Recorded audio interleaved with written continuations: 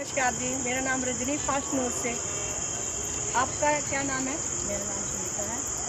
मैं सूरजपुर महादेव कॉलोनी से रहने वाली हूँ। आपके बेटे के साथ पुलिस वालों ने क्या किया? जी, मेरे बेटे के साथ पुलिस वाले जब पहली बात तो ये है कि मेरा बेटा घर पर था, ऑटो चलाता, और ऑटो चला के 10 बजे मेरा बेटा घर पर आ गया था। एक गोविंदा नाम का लड़का आया और उसको घर से उठा के लेके गया। कहता कि मेरी बुकिंग है और मेरी 800 रुपये की बुकिंग है, दत्ता कॉलोनी से उठानी है और रेलवे स्टेशन पर चंडी मंदिर छोड़नी है। और मैंने अपने बेटे को रोका भी, अभी छोड़ कर, अब तू घर आ गया, अब घर जाने की कोई जरूरत नहीं है। वो फिर भी ज़बरदस्ती उठा के लेके गया और मेरा बेटा भी उसके साथ चला गया। मेरे बेटे को उसने नशा दारू पिला दी और दारू पिला के मेरे बेटे को ऑटो में बैठा दिया। मेरा बेटा ऑटो में बैठा दिया और वो चोरी करने लगा। उसने सरिया भरना शुरू करा। मेरा बेटा नशे की हालत में था। मेरे बेटे को पता नहीं कि वो लड़का क्या कर रहा है। जैसे कि उसने सरिया लोड करना शुरू करा कि पब्लिक उठ गई। जैसे कि पब्लिक उठी है, वो लड़का भाग गया। वो लड़का भागने के बाद मेरा बेटा ऑटो में बैठा रहा। पब्लिक ने मेरे बेटे के ऊपर वार करा, मतलब कि मारा, छेता उसको, उसका सिर भी फाड़ा, उसका हाथ भी तोड़ा। और उसको रेलवे कर्मचारी थे वो, जो रेलवे कर्मचारी जो रेल पे काम करते हैं, वो लड़के थे वो।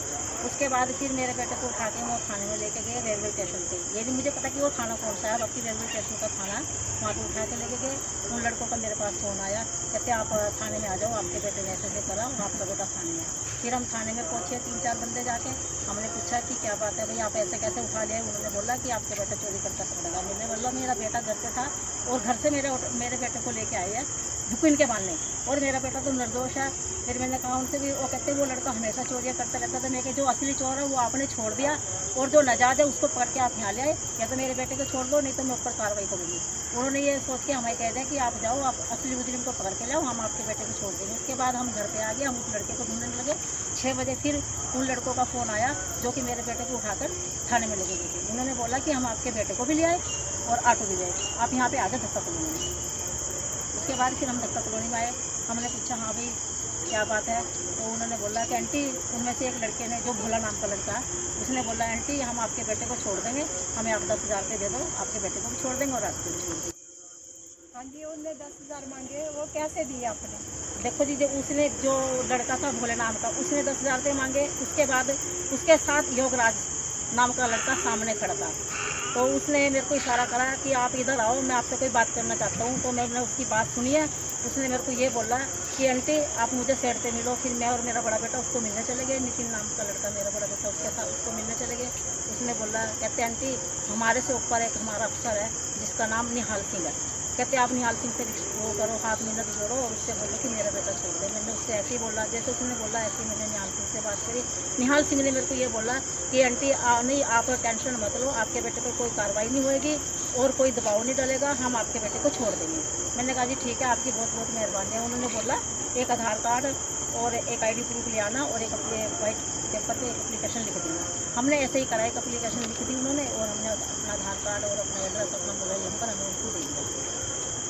की मांग कर ली मेरे से योगराज ने पैसे की मांग करी। कहते हैं कि 10,000 रुपये दे दो, 10,000 रुपये दे दो, हम आपका बेटा भी छोड़ देंगे और आपको भी छोड़ देंगे खाते में। मैंने उससे बोला अभी मेरे पास इस टाइम तो है नहीं, बैंक बंद है और भी मैं कहीं से कर दूँगी। उसने बोला कहते ऐसा है, मैं अकाउंट नंबर आपको दे रहा हूँ, मेरे अकाउंट नंबर में 10,000 रुपये डाल दो। मैंने 2 बार करके 500 रुपये डाल दिए, उसके 5,000 रुपये करके डाल दो उसके अकाउंट में।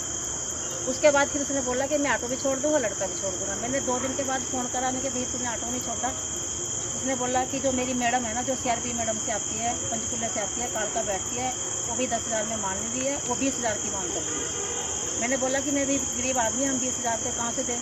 कहते देखो जी 20,000 का आपका बेटा, 10,000 आपके पास आगे और 20,000 आप दे दो, 30,000 में आपका बेटा छूट रहा है, और नहीं तो फिर आपका बेटा कार्रवाई होएगी, ये होएगा, यानी कि मुझे डरा देते, धमका देते हैं। और भाई फिर मैंने बोला भी चल ठीक है, मैं 20,000 का इंतजाम कैसे करूँगी।